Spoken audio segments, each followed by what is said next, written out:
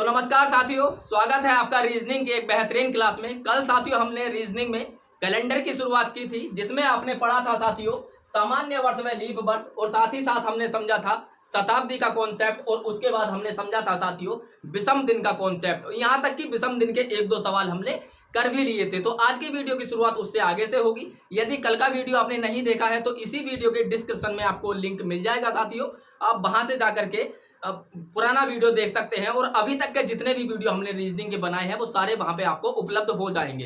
तो चलिए साथियों आज के वीडियो की शुरुआत करते हैं, लेकिन उसी वादे के साथ कि यदि आप पहली बार पढ़ रहे हैं साथियों तो ये मेरा आपसे वादा है कि आपको दोबारा कभी भी रीजनिंग पढ़ने की आवश्यकता नहीं होगी। और यदि आप दोस्तों दोबारा पढ़ रहे हैं, यानी कि पहले भी कहीं पढ़ चुके हैं, तो मेरा आपसे भी वादा है साथियों कि आपको ये एहसास हो जाएगा कि हमने जो भी अभी तक पढ़ा था वो पर्याप्त नहीं था। यदि अभी भी आपको संशय बना हुआ है तो गुजारिश है आप वीडियो में अंत तक बने रहिए। यदि आपको लगे अंत में जाकर के चैनल को सब्सक्राइब कर लेना चाहिए तब आप चैनल को सब्सक्राइब कर लेना, अन्यथा दोस्तों यूट्यूब पर बहुत सारे चैनल हैं, आप कहीं भी जाकर के पढ़ सकते हैं। तो चलिए साथियों शुरुआत करते हैं। तो कल का थोड़ा सा मैं आपको बता दूं 2-4 सेकंड में।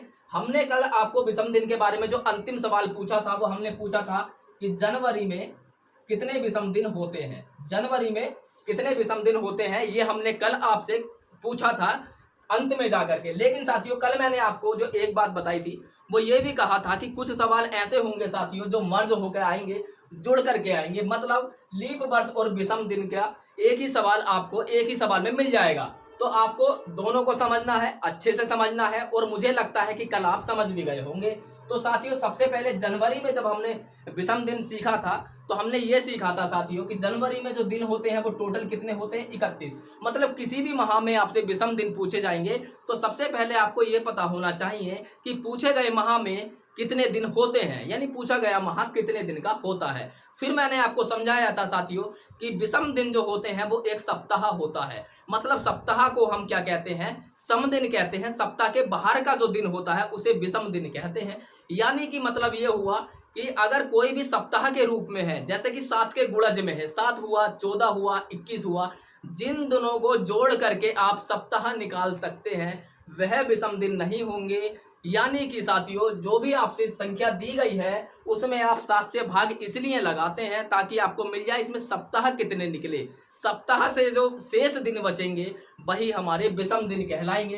तो मैंने आपको बताया था कि इसमें यदि आप सप्ताह निकालें, 4 सप्ताह इसमें निकल जाएंगे, 7 चौक 28।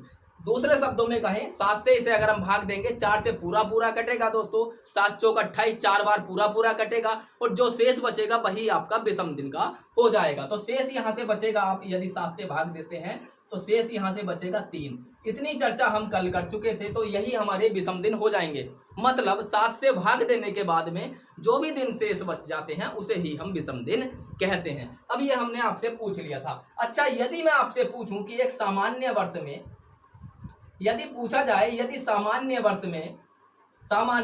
वर्ष में विषम दिन कितने होंगे, एक एक बात को ध्यान से समझना दोस्तों।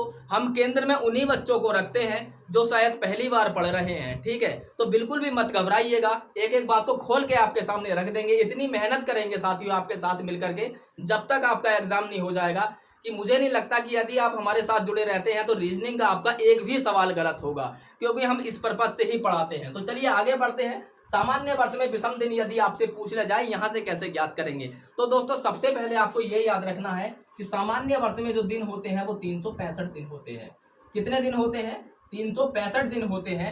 अब दोस्तों इसमें से आप सप्ताह निकालेंगे। सप्ताह निकालने का ही तात्पर्य है साथियों कि आप इसमें से 7 से भाग देंगे।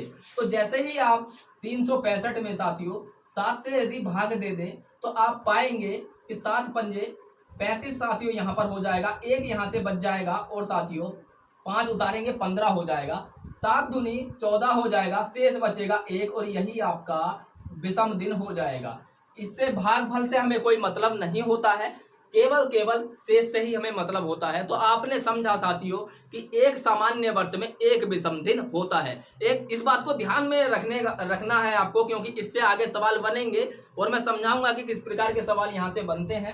अब साथियों एक वर्ष में कितने लीप वर्ष होते हैं? सामान्य वर्ष में कितने विषम दिन होते हैं? तो एक सामान्य वर्ष में साथियों एक विषम दिन होता है। अच्छा साथियों, यदि यही सवाल आपसे इस प्रकार से पूछ लिया जाता, यदि यही सवाल एक एक बात को ध्यान से समझना। यदि यही सवाल आपसे पूछा जाता कि लीप वर्ष, जिसे हम साथियों अधिवर्ष भी कहते हैं, लीप वर्ष कहें या अधिवर्ष कहें, तो इसमें आपको पता है 366 दिन होते हैं। और इसमें यदि आपसे पूछ लिया जाए कि इसमें कितने विषम दिन हैं, तो दोस्तों यहाँ से जो शेष बचेगा, 365 में 1 बचा, 366 में 2 बचेगा, तो शेष बचेगा 2, और यही हमारे विषम दिन की संख्या हो जाएगी। तो अब आपको जो बात समझ में आई वो ये समझ में आई कि एक सामान्य वर्ष में जो विषम दिनों की संख्या होती है वो 1 होती है, और एक लीप वर्ष यानी कि अधिवर्ष में जो विषम दिनों की संख्या होती है वो 2 होती है। अब जरा समझिएगा साथियों, यहाँ से किस प्रकार से सवाल आपसे पूछे जाते हैं।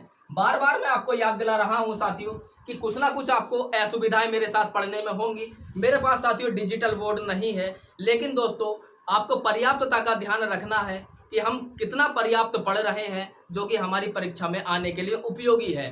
तो ये सब मेरे पास नहीं मिलेगा आपको साथियों कि मैं डिजिटल बोर्ड नहीं है मेरे पास, आपको बड़ा बड़ा लिखा हुआ नहीं दिखाई देगा, लेकिन ये मैं आपसे वादा कर सकता हूँ साथियों कि जो मेरे पास है वो सब कुछ आपके सामने न्यौछावर कर दूंगा। जितना भी मैंने आज तक अध्ययन किया है, जो भी सब कुछ मेरे पास है, वो सब कुछ आपके समक्ष में उपस्थित होकर के कर दूंगा साथियों, और आप उसका जरूर फायदा उठाइएगा। तो अब मैं आगे सवाल की ओर बढ़ता हूँ। तो सवाल इसका ये बनेगा साथियों, जैसे कि मैंने कल आपसे 47 वर्षों में लीप वर्षों की संख्या पूछी थी, आज मैं आपसे पूछ रहा हूं कि 47 वर्षों में साथियों आप विषम दिनों की संख्या बताइए। 47 वर्षों में आप विषम दिनों की संख्या बताइए कि 47 वर्षों में कितने विषम दिन होते हैं। अब साथियों कल की वीडियो याद कीजिए। कल मैंने आपको समझाया था कि जब भी हम सामान्य वर्ष की संख्या ज्ञात करते हैं तो सबसे पहले हम क्या कार्य करते हैं, हमें वहां से लीप वर्ष ज्ञात करने होते हैं। उसके बाद में हम क्या करते हैं, जो भी बचता है वो हमारे सामान्य वर्ष हो जाते हैं, यानी साधारण वर्ष हो जाते हैं। ठीक वही कार्य साथियों यहाँ पर हमें करना है। विषम दिन निकालने से पहले हमें जरूरी है, अनिवार्य है कि हम ये देख लें कि 47 वर्षों में लीप वर्ष कितने हैं और साथियों साधारण वर्ष कितने हैं। तो कल जैसे कि कल का वीडियो आपको याद होगा, मैंने कहा था 4 से भाग दे करके आप देख लीजिए। जितनी बार पूरा पूरा कट जाए, जितनी बार पूरा पूरा विभाजित हो जाए, वही आपकी लीप वर्षों की संख्या होती है। एग्जाम्पल से समझे, आपके सामने है लिखा हुआ है साथियों, 4 से यदि मैं इसमें भाग दूंगा तो 4 × 4, उसके बाद में उतरेगा 7, 4 × 4, फिर उतरा दोस्तों यहाँ पर 4। तो हमें शेष से तो कोई मतलब नहीं है। याद रखना, लीप वर्षों की संख्या जब हम ज्ञात करते हैं तब शेष से मतलब नहीं होता, तब हमें भागफल से मतलब होता है। और विषम दिन की संख्या जब हम ज्ञात करते हैं तो हमें भागफल से मतलब नहीं होता, तब हमें शेष से मतलब होता है। आप 1-2 बार इसका अध्ययन करेंगे तो आप इसमें बिल्कुल परिपक्व हो जाएंगे, आपको ज़्यादा इसमें परेशानी नहीं पड़ेगी। तो आपने देखा दोस्तों 11 चौक 44 होता, आप इस प्रकार से भी अंदाजा लगा सकते थे। लेकिन जैसे कि मैंने कहा कि कोई कमजोर बच्चा, कोई 0 लेवल से शुरुआत करने वाला बच्चा यदि पढ़ रहा है हमसे, तो हमें उसको भी ध्यान में रखना होता है। आप इस प्रकार से हल कर सकते हैं, भाग दीजिए। जो ये भागफल आएगा दोस्तों, यही आपका क्या होगा, यही आपका लीप वर्षों की संख्या होगी। तो आपने देखा 47 वर्षों में लीप वर्ष कितने हैं साथियों, 11। 47 वर्षों में लीप वर्ष कितने हैं, 11 हैं। अब दोस्तों कल का वीडियो याद कीजिए, मैंने आपको बताया था जब भी साधारण वर्ष आपसे पूछा जाए तब भी आपको क्या करना है, लीप वर्ष ज्ञात करना है। कुल वर्षों में से आप लीप वर्ष घटा देंगे तो जितना भी बचेगा साथियों, कितना बचेगा, 47 में से 1 गया 6, सॉरी 7 में से 1 गया 6 और 4 में से 1 गया 3, यानी कि 36 वर्ष यहाँ पर हो जाएंगे साधारण वर्ष। तो ये हो गए दोस्तों आपके साधारण वर्ष और ये हो गए आपके लीप वर्ष। अब साथियों आपसे सवाल ये नहीं पूछा कि लीप वर्ष बताइए या साधारण वर्ष बताइए। आपसे जो प्रश्न किया गया है वो प्रश्न कुछ इस प्रकार से है कि 47 वर्षों में विषम दिन बताइए। अभी आपने जो समझा वो अब काम में आने वाला है साथियों, जरा ध्यान दीजिए। मैंने क्या समझाया था कि एक साधारण वर्ष में 1 विषम दिन होता है, तो ये साधारण वर्ष है साथियों, सामान्य वर्ष है। तो यदि एक साधारण वर्ष में 1 विषम दिन है तो 36 वर्षों में विषम दिन कितने हो जाएंगे, 36।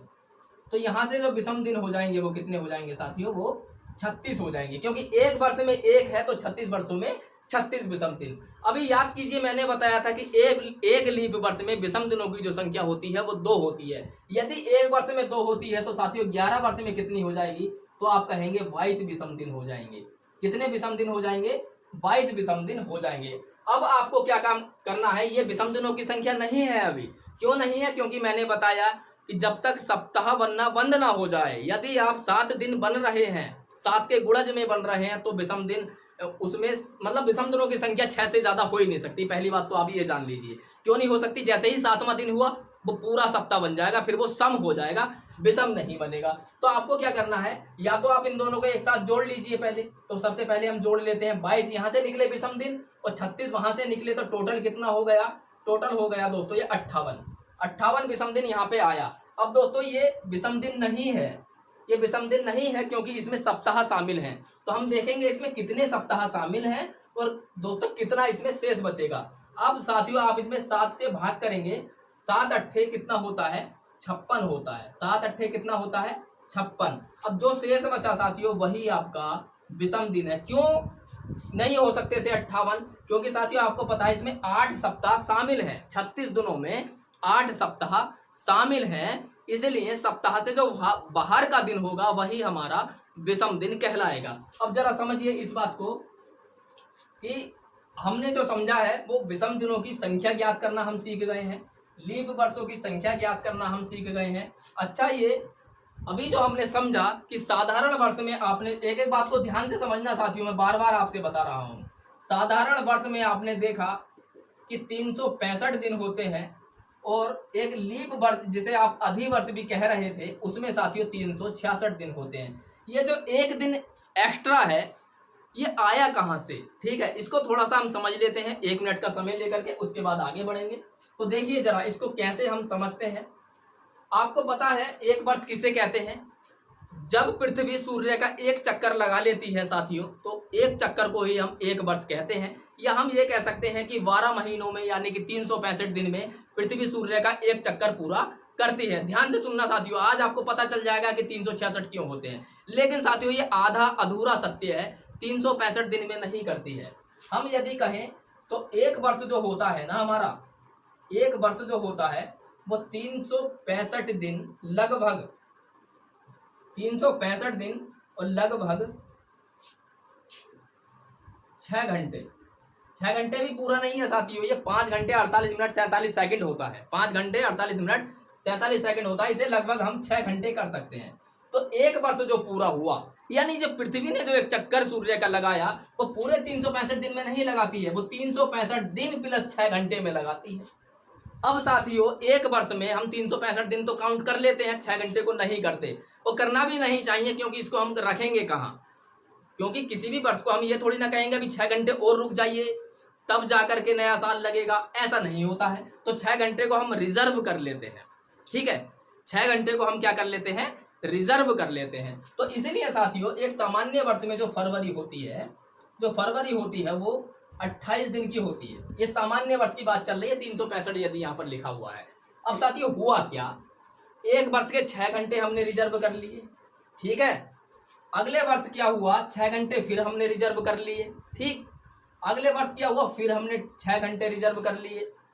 अगले वर्ष क्या हुआ, फिर हमने 6 घंटे रिजर्व कर लिए। अब दोस्तों यदि आप इसको जोड़ेंगे तो 1 2 3 4, ये 4 वर्ष लगे, हमें 4 वर्ष लगे इन 24 घंटे को इकट्ठा करने में, 6 चौक 24।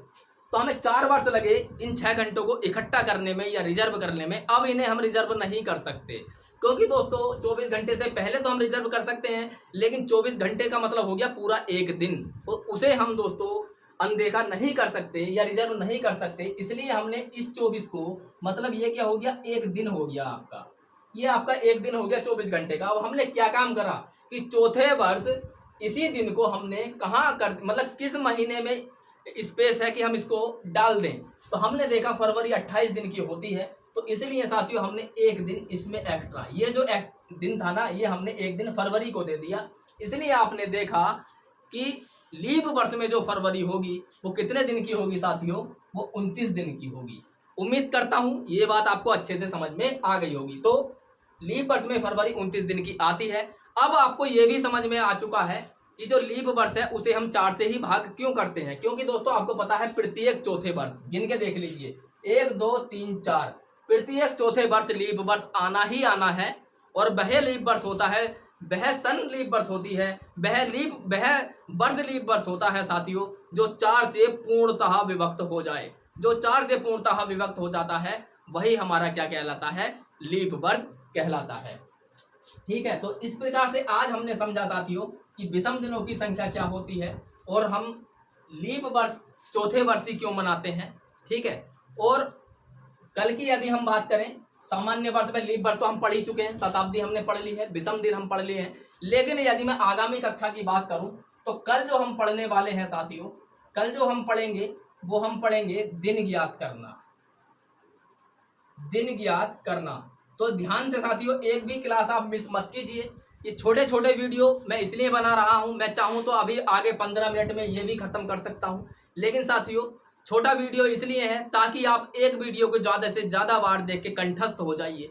ये सब कुछ आपको कंठस्थ हो जाना चाहिए, आपको याद हो जाना चाहिए, क्योंकि अभी आपका नोटिफिकेशन नहीं आया है। जैसे ही नोटिफिकेशन आएगा, हम क्लास की जो अवधि है साथियों, इसको हम और परिवर्तित करेंगे, इसे हम थोड़ा सा और आगे बढ़ाएंगे। 25-30 मिनट का हम इसको कर लेंगे, लेकिन अभी जितना आपको समझाया जा रहा है केवल उतना ही समझिए। ध्यान रखिएगा साथियों, एक सवाल आपका गलत नहीं होने देंगे, ये हमारा दावा है आपसे। तो अभी ये बेसिक नॉलेजें चल रही हैं, तो उम्मीद करते हैं वीडियो आपको पसंद आया होगा। तो मिलते हैं अगले वीडियो में साथियों, तब तक के लिए नमस्कार।